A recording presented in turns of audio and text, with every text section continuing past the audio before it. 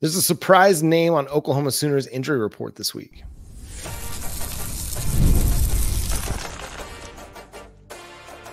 You are Locked On Sooners, your daily podcast on the Oklahoma Sooners. Part of the Locked On Podcast Network, your team every day. What's up, Sooner Nation? Welcome to Locked On Sooners, and thank you for making Locked On Sooners your first listen every single day. Shout out to all the everydayers out there. Today's episode is brought to you by FanDuel. You can start the season with a big return on FanDuel. New customers can place a $5 bet, and you'll get started with $150 in bonus bets if you win your first $5 bet. Visit FanDuel.com to get started. He's Jay Smith. I'm John Williams. Welcome to Locked On Sooners. And again, thank you for making Locked On Sooners your first listen every single day. The Oklahoma Sooners injury report is full. We got our first update on Wednesday evening, and there was a bit of a surprise for me. I don't know if it was a surprise for you, Jay, but Javante Barnes showing up as questionable on the injury report.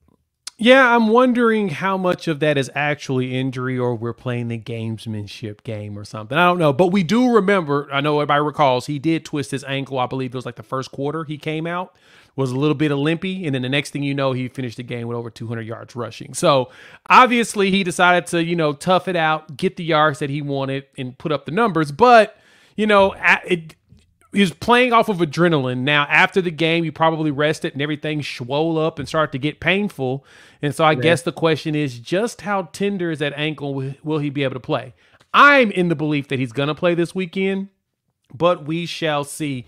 It makes you wonder when it comes to how all that running that he was doing, should we possibly have pulled him out? I mean, I know that he really wanted to break out because he kind of needed that to remind himself, yeah, I still got it.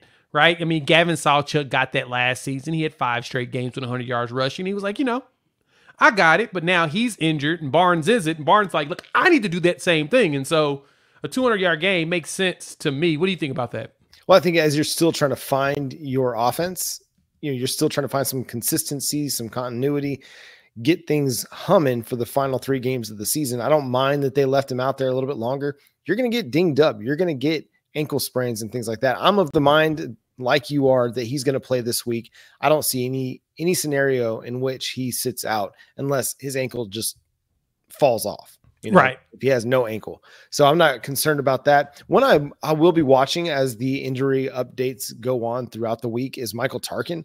He missed the main game, an ankle injury of his own, was in a boot and didn't play.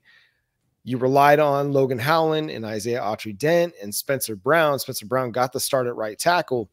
Against Missouri, I would like to have Michael Tarkin back.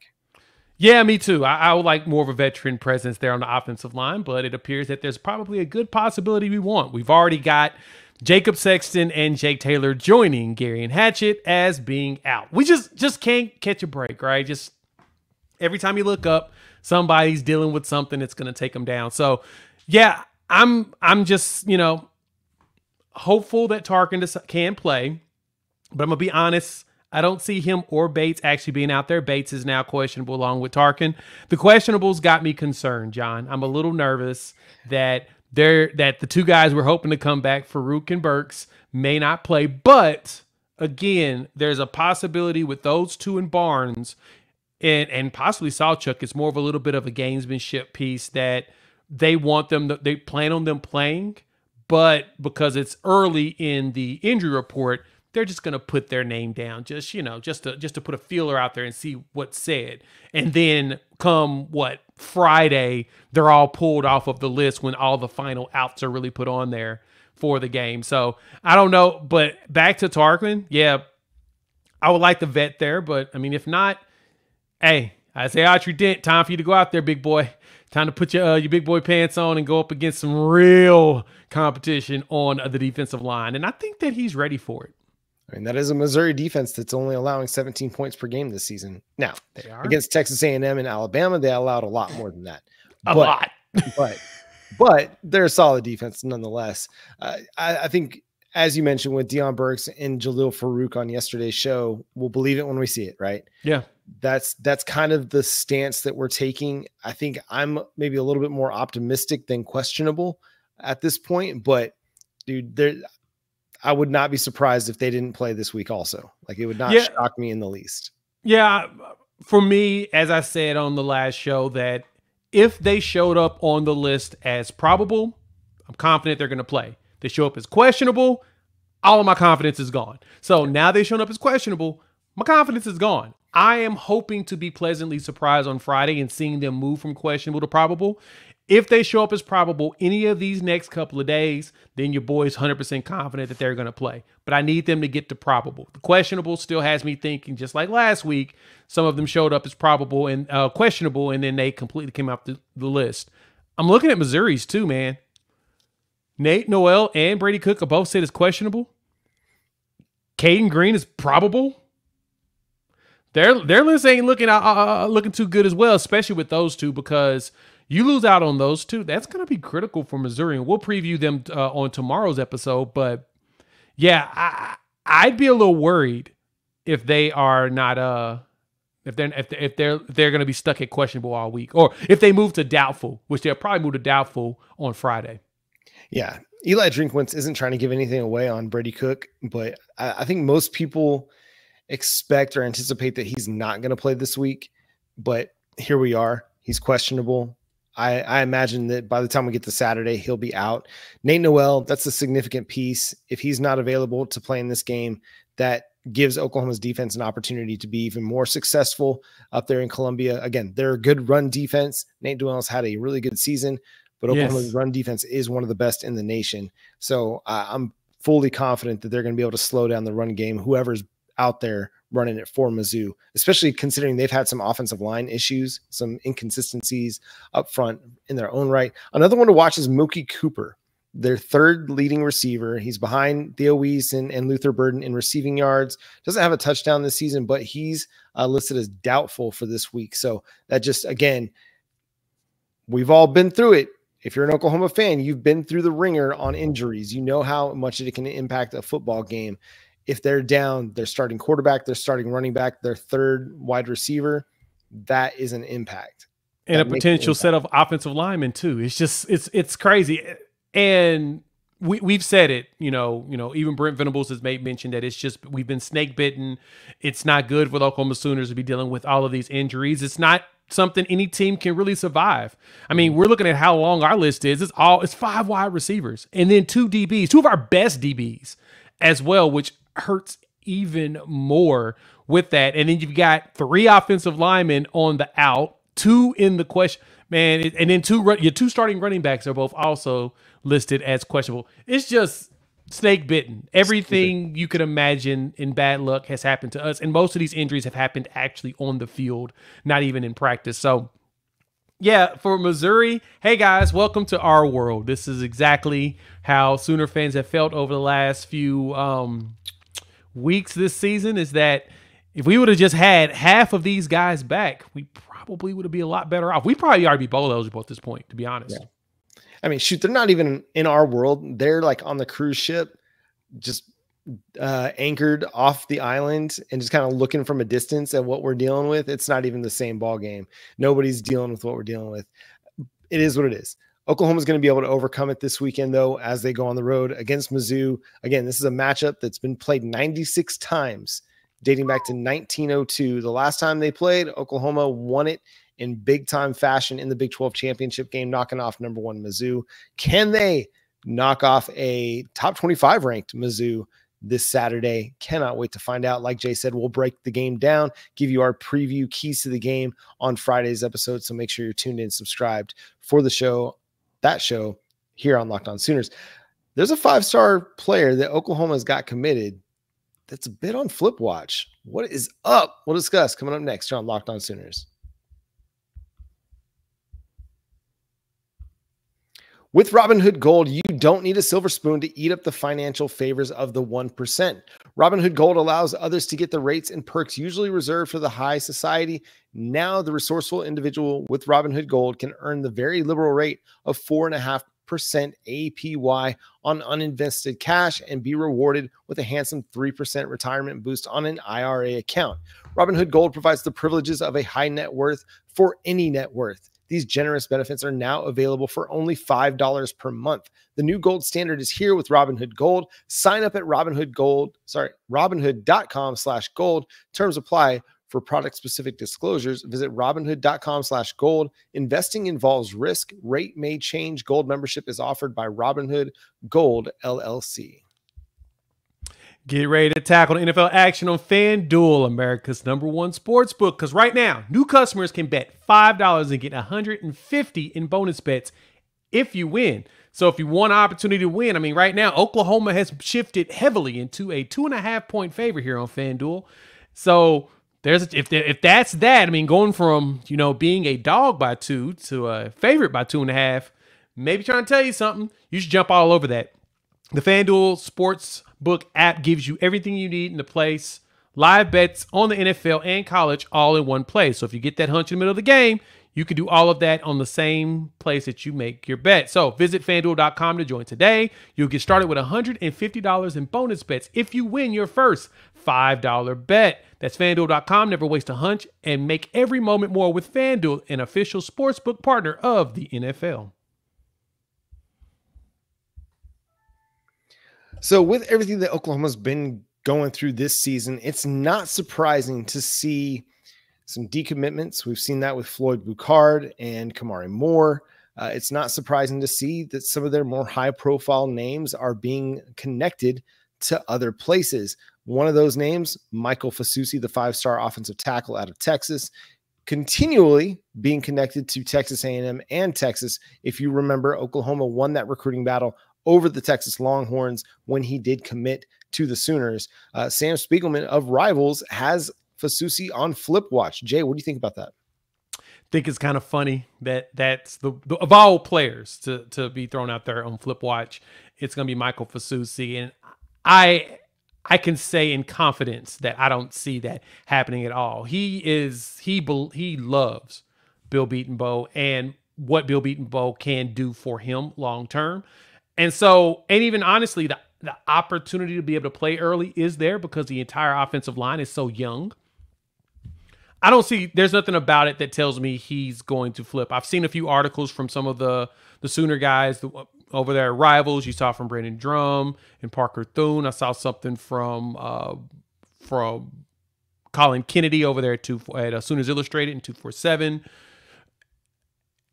Ain't none of them concerned. Josh McCuistion even chimed in over at Sooners Scoop. They've all chimed in and said, you can believe what Sam Spiegelman is throwing out there, but it's mainly because you saw Texas A&M, you saw Sarkisian, you saw some Texas A&M representatives all at the game that they had, Louisville versus Denton Guyer. So it makes sense for everybody to have the speculation that, everybody's going to try to chip away and get him to flip. But I'm pretty confident that come on, the first week of December, that Fasusi's going to sign on the line, which is dotted at Oklahoma, and enroll early. I could totally see him showing up in the spring, getting all the workouts in, getting to know the playbook, and trying to play as early as possible. So, yeah, no, I'm not concerned here. But I totally get why they're doing it. It makes sense. It makes sense to try to point out, hey, everybody wants Oklahoma's player because they're down now, while at the same time, isn't the reason why they told us that Fasusi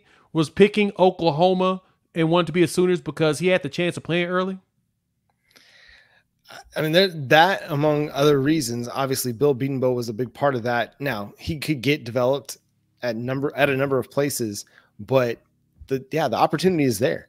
With the fact that Michael Tarkin is going to be gone after this year, with no real definitive answer at tackle beyond that, because listen, Jacob Sexton, Jake Taylor could very well return next year, but with as much as they've been dinged up over the course of their Oklahoma careers, not just this season, but over the course of their careers, you can't necessarily go into next season saying they are definitively our starters at right and left tackle. They might compete for it and go win a job, but it's kind of open season along the offensive line going into next year. Every job is going to be up for grabs. I don't think it doesn't matter if you're an incumbent starter, if you're a guy that had been a starter at one point, or even if you're a transfer portal addition. Everybody's going to have to compete for something, because with what Oklahoma has gone through this year, you can't just hand a job out. Now, there might be guys like Fabechi Wiwu that return. Heath Ozida will be back. Troy Everett will be back. But you got to make everybody compete and go earn a job again, because the way that the offensive line has been this year, it's not been good enough. And so if Michael Fasusi or Ryan Foje or Owen Hollenbeck or Darius Afalava come in and they go steal a job, shoot, why not? Yeah, no, it's always a possibility. But I mean, I was more so being facetious with that one because that's what all the fans were saying about Oklahoma. Oh, the only reason why he's going there is because he's going to start early. He's going to get a guaranteed starting spot. More so being facetious with it. But you're 100% right though. At the same time, there is an opportunity because guaranteed. If there's one thing that Bill Beatonbow will do is if you go out there and you pick up all the spots and you show that you have the capabilities, he has no problem with giving you the opportunity to start. We've seen that happen before. Hell, Caden Green, within the first 4 games of the season, he ended up being a starter at guard because that was where he was showing that he's able to pick up everything faster. So not saying that it's not a possibility. The biggest thing is there's no guarantees here. And we all know that. That's not how Bill Beatonbow has ever rolled. Any player that's ever played for him, they tell you, nah, he ain't guaranteeing you nothing. He picks the guys that works, that shows the best performance in practice. If you're showing it in practice, you're most likely going to show it in game. So there's going to be work there. But at the same time, I think it's hilarious that people really believe that, first you tell me that he's coming here because he's going to start early, but now you're telling me he doesn't want to come here because he can start early? Which one is it? Like, just be real with your boy. Let me know, what does it mean? What does it mean for the Oklahoma Sooners when it comes to Michael Fasusi? Does he want to go here or not? But I'm going to tell you this. In my personal opinion, I think Michael Fasusi is a Sooner until he is not. And I think that he signs on the line, which is dotted. And we'll see him in January coming in, pushing people around. I am really excited about him. He's our David Stone pickup for this class. So you add him with other top 10 offensive linemen, Ryan Foje, in which Foje already said, I'm a Sooner for life. Michael Fasusi said the same thing. I'm a Sooner for life. And so if you put those two together, it's going to be a fun offensive line with those two out there. Well, and let's not forget Sean Hutton, one of his good buddies is coming here too.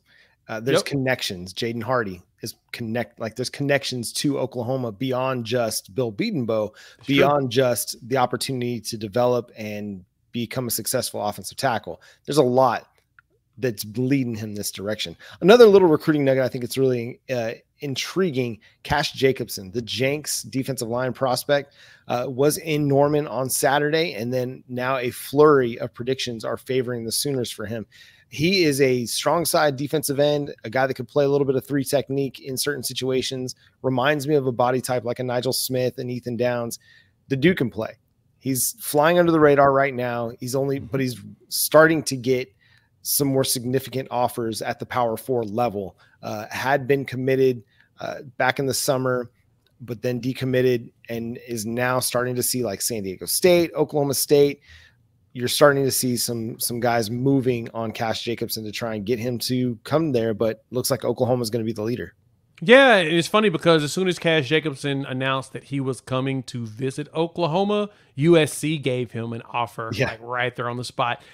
I always tell people, man, when certain schools get in on a player, that's when other teams realize, oh, no, I need to go after this player too. Right. Georgia's one of those. Bama, us with certain positions, actually majority of the positions. If you see an offer from Oklahoma, and there are a lot of schools that are like, nope, go after them. They have evaluators that have done a fantastic job of not only finding diamonds in the rough, but they also find dudes and send them to the league. So if you see some SEC schools start going after them or some random schools join in, when you see 1 or 2 big-name school, they're probably going to be something. So I'm actually excited about Cash Jacobson being a Jinx kid, 6'5", about 265. So he's a rather large human being, and all they got to do is continue to put the weight on him. And I bet you by the time he gets here, he can come in and he can be at about 290 and ready to play. It's going to be a terrifying dude. Yeah. So since October 18th or October 16th, or let's just say since September 22nd, that's when the first big time offer came in. Texas Tech, Oklahoma State. He decommits from South Dakota State, which, hey, that's an FCS program, but it's a really good FCS program. Yeah. San Diego State comes in with an offer, USC, Boise State, Tulsa, and then Oklahoma comes in with the offer on November 2nd. Again, if Oklahoma's offering you along the defensive line, you're a significant player and somebody to pay attention to. And we're seeing that play out right now with Oklahoma's defensive line and the way that they're producing at a very high level. That's true.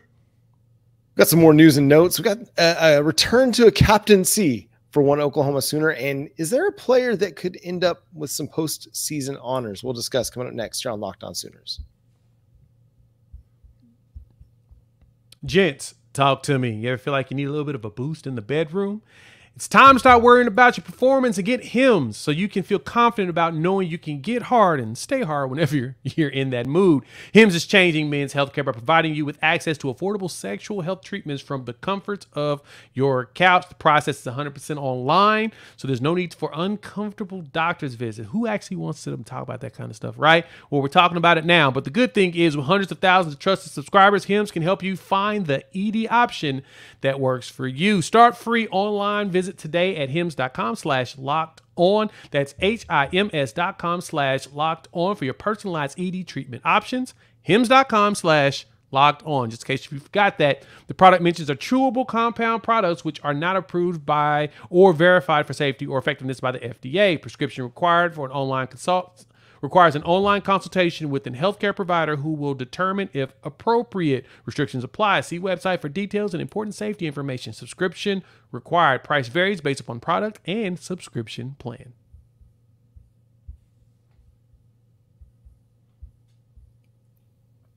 The Oklahoma Sooners released their captains earlier this week for the Missouri game, and it's all the guys that you would expect to be a quote-unquote season-long captain. Your Danny Stutsmans, your Grayson Haltons, guys, Billy Bowman, Dominic Williams, Bauer Sharp, a dude that everybody has pointed to as a leader for the team. But Jackson Arnold is back as a captain for the Oklahoma Sooners this week. Yeah, you got Jackson Arnold back on that list. Pretty exciting. I'm actually happy to see it. It's coming back full circle for the young man. You know, he went through the adversity that he feels like he probably needed to go through to really better himself, and now he's showing up and showing out. And so you get to get him as a captain, and then, you know, Bauer Sharp's back up there, Dominic and Williams, as well as Grayson Halton. So you do defensive linemen that you've seen really have some solid improvements, especially G-Baby. Grayson Halton has really shown up this season, and I've been just thoroughly impressed. And then, of course, your two old heads who get to play, you know, against Missouri, which they never got to play against Missouri, but they get to be the ones to represent against an old foe on the road. So I'm excited to see that, you know, this is the group of guys. I know a lot of people aren't really big on the week-by-week captains, but to me, I understand it. It gets guys, it keeps everybody engaged. So, you know, you get the opportunity to be a captain for one of the games. I mean, you have your season-long captains, but being the captain for one of the games, getting to go out there for the coin toss, it keeps guys engaged with the opportunity to be able to do that. Because, it's ceremonial, but it's cool. It's cool to be able to walk out there with everyone and be there for the coin toss. So I like seeing that, and I like that we went with more defensive players than offensive players this time. I don't know why, but I kind of do. Well, it's the unit that leads the way for the Oklahoma Sooners. So, yes. I mean, as improved as the offense has been the last couple of weeks, we know what the identity of this team is. It's a defensive football team, and the guys that are leading the way as captains are the guys that have been leading the way all year. Dominic Williams may not be putting up flashy stats, but the dude has been really, really good all year. Grayson Halton is the defense's Javante Barnes. He's the dude that's playing with more effort and more energy than anybody out there on the field, and is always in the right spot, always making plays, always getting into the backfield. And then obviously Danny Stutsman, Billy Bowman. Stutsman's having another phenomenal year. He is a semifinalist for the Butkus Award. I think it's going to be a little bit tricky to probably win the award, but it wouldn't surprise me if he's a finalist by the end of the season. Again, he's been one of Oklahoma's best defensive players, if not the best defensive player this season. And he's got 3 more games to go and put a stamp on his Oklahoma career. Yeah, this is his opportunity to wrap things up in the right way. You got this road game, you've got the home game, and your finale against LSU down there in Death Valley, which that one's going to be a fun one as well. But for them, it's really going to be about just showing up, showing out, doing what you need to do to close it. This is a very winnable game. We talked about the injury report at the beginning of the show. There's a lot of names on there that for us, we're used to being on there. So, I mean, at this point, we're just like, okay, same dudes has been on there. Oh, what right. we do? We've been playing without him, and we won some games without him. We'll have to figure it out. Somebody's going to step up. But for Missouri, this is newer for them, right? Losing your quarterback and your starting running back and your third wide receiver. It's going to be a lot of questions they're going to have to answer going into this game. And then having 2 offensive linemen, including Caden Green, on that list. I really hope that Caden Green doesn't move up into like questionable and doubtful before this game, in which honestly kind of have a feeling there's a possibility that will happen, that he won't be able to play against us. It just feels like it. I just have a funny feeling, John. I have a funny feeling that they're not going to let him play. Who is a player on Oklahoma's team that you think could be in line for some kind of postseason award? Who do you think is the most likely to earn a postseason award? Honestly, I think Stutsman is. He's up there, one of the tops in tackles, and we know he's everywhere, one of the higher graded guys. And he's very much, right now, I think I've seen him mocked as a first-round pick on multiple mock drafts for this coming season. So as a late first-rounder in the 20 range, it's pretty darn good, especially for a linebacker, because not a lot of linebackers end up that way, especially with the way the pass games go in the NFL. A lot of teams are trying to find ways to run the ball more effective. And so teams are now looking for those linebackers like a Danny Stutsman to come in and be able to stuff that run. So I think he may end up being a finalist for the Butkus Award. He should be. He should have been a Butkus last year. Should have been a Butkus finalist last year, but they disrespected him in some capacity for no apparent reason. But I digress. This is the year we could probably get ourselves a Butkus Award finalist at least. I don't know winner, but finalist, because he only has, 1 sack this season so far? Yeah. You're going to get that man a few more sacks. Yeah, and I think, I don't even know if he's got an interception this year, which is wild. He doesn't, which is a shocker. Yeah, but teams aren't having to throw much, and they're not having to throw over the middle, and the strength of Oklahoma's defense is up the middle, and so teams are pushing the ball to the perimeters more and taking advantage of some of the inexperience or the inconsistencies at cornerback. I think this is going to be one of those situations where you might see like a Robert Spears Jennings get some first team all SEC love. He's been, according to Pro Football Focus, he's Oklahoma's best defensive player this year. Yeah, he is. He's had several games where he was the highest graded player in the nation at his position. So it wouldn't surprise me at all to see him get some All-America love, to see him get some all SEC love. And I'm here for it. I think he's had a great year. He started off hot, kind of cooled off a little bit for a couple of games, but then he's been really good the last few weeks again. So is there a freshman, do you think, that could push for some postseason love? Yeah, if Jaden Jackson continue to do what he's doing and being a force and being highly graded, there's a chance he could end up on that freshman list. David Stone, I was thinking that at one point he possibly could have. I'm not sure if he's already played past the number to get himself off of a possibility for a red shirt, but he was the high graded defensive lineman for freshmen, defensive tackles for freshmen last week, and there's a chance that that's going to continue to go up. So look, man, David Stone and Jaden Jackson out here getting a lot of recognition. Y'all better be ready. Y'all better be ready, especially next season. It ain't gonna get easier. It's gonna get a lot harder because the defense is young enough that it's gonna be a problem next season. Yeah. So David Stone's played 9 games. Boo. Though he's only played 71 snaps. He is Oklahoma's 5th highest graded player according to Pro Football Focus. Nice. Again, you need more snaps to really get a better sample size, but because that's like 8 snaps a game that he's playing roughly. But a promising start to his career, to Jaden Jackson's. I think Jaden Jackson's a freshman All-American. He's been a day one starter for the Sooners at defensive tackle. He's been one of the highest graded players all season long at the position, and he's just been rock steady, nonstop. He continues to start because he's constantly doing his job and doing it at a very, very high level. And that's going to do it for today's episode of Locked On Sooners. Thanks so much for tuning in, being a part of the show. Subscribe to the show wherever you get your podcasts. We're free and available on all podcast platforms and on YouTube. So hit that subscribe button and that notification bell to let you know when new episodes drop. Follow Jay on Twitter at Unfair Sports. Also go check out his channel, Unfair Sports, on YouTube as well. Follow me at John9Williams. You can also read my work covering the Sooners over at SoonersWire.com. The show is at Locked On Sooners on Facebook, TikTok, Instagram, Twitter, wherever you do your social media-ing. That's where we're at. But until next time, he's Jay Smith. I'm John Williams. Boomer. Sooner.